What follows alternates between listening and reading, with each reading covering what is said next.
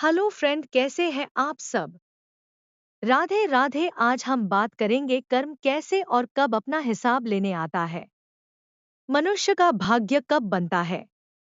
यह कथा हमें सिखाती है कि मनुष्य का भाग्य उसके कर्मों और पुरुषार्थ से बनता है। एक बार नारद मुनि को मनुष्य के भाग्य और कर्म के रहस्य को जानने की इच्छा हुई।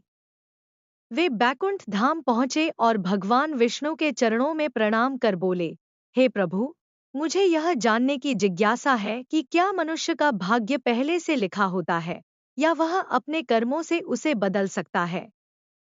भगवान विष्णु मुस्कुराए और बोले, नारद, यह सत्य है कि मनुष्य का प्रारब्ध, पिछले जन्म का भाग्य, उसके जीवन को प्रभावित करता है, लेकिन कर्म के बिना भाग्य भी निष्क्रिय हो जाता है।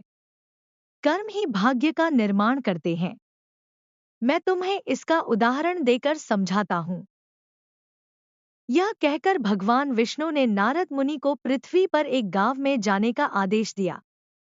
उन्होंने कहा, तुम वहां जाकर दो व्यक्तियों के जीवन को देखो और समझो कि कैसे उनका कर्म उनके भाग्य को प्रभावित करता है। गांव में दो व्यक्ति। नारद मुनि गांव पहुंचे। वहां उन्हें दो व्यक्ति मिले। पहला एक गरीब ब्राह्मण था जो हमेशा भाग्य को कोसता रहता था। वह कहता, मेरा भाग्य ही ऐसा है कि मैं गरीब हूं। ईश्वर ने मुझे कभी कुछ अच्छा नहीं दिया। वह दिन भर आलस में पड़ा रहता, किसी काम को हाथ नहीं लगाता और अपनी स्थिति के लिए भगवान को दोष देता। दूसरा व्यक्ति एक किसान था। वह भगवान का नाम लेकर सुबह से शाम तक खेतों में कड़ी मेहनत करता। वह कहता, भगवान ने मुझे मेहनत करने का अवसर दिया है। मेरा भाग्य मेरे कर्मों से ही बनेगा। नारद मुनि की परीक्षा। नारद मुनि ने कुछ दिन उन दोनों के जीवन को देखा। ब्राह्मण हमेशा अपने दुख और अभावों के बारे में शिकायत करता और कुछ भी करने से बचता। वहीं किसान कठिन परिस्थितियों में भी मेहनत करता और अपने कर्म में विश्वास रखता। कुछ दिन बाद नारद मुनि ने भगवान विष्णु से कहा, प्रभु, मैंने दोनों के जीवन को देखा, लेकिन मुझे समझ नहीं आया कि भाग्य और कर्म कैसे काम करते हैं। भगवान विष्णु ने उत्तर दिया, नारद, अब तुम एक और परीक्षा लो। ब्राह्मण और किसान दोनों को एक विशेष अवसर दो। देखो कि वे उसे कैसे अपनाते हैं। परीक्षा का अवसर। भगवान विष्णु ने एक चमत्कार किया। ब्राह्मण के घर के पास जमीन में सोने की मुद्राओं से भरा एक घड़ा प्रकट कर दिया और किसान के खेत में पानी के स्रोत को सूखा दिया। ब्राह्मण जब सुबह उठा तो उसने सोचा, मेरे घर के पास जमीन खोदने से क्या होगा, मैं तो वैसे भी गरीब हूं। शायद भाग्य ने मुझे खाली हाथ ही रखा है। यह सोचकर उसने उस जगह को देखने की भी जहमत नहीं उठाई। वह पूरा दिन खाली बैठकर ईश्वर को दोष देता रहा।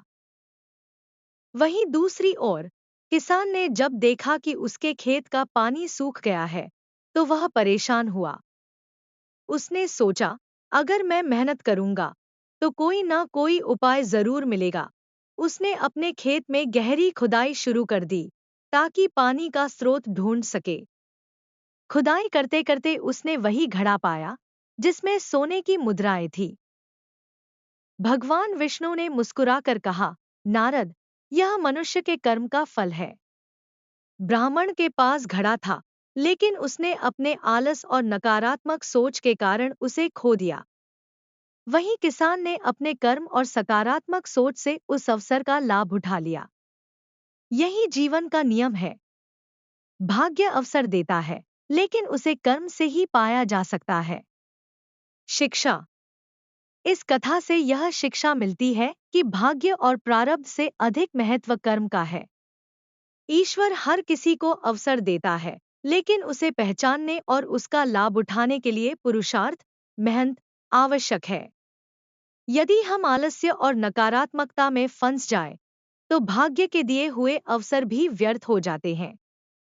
कर्मशील व्यक्ति ही अपने भाग्य का निर्माता होता है। वीडियो कैसे लगी जरूर बताएं।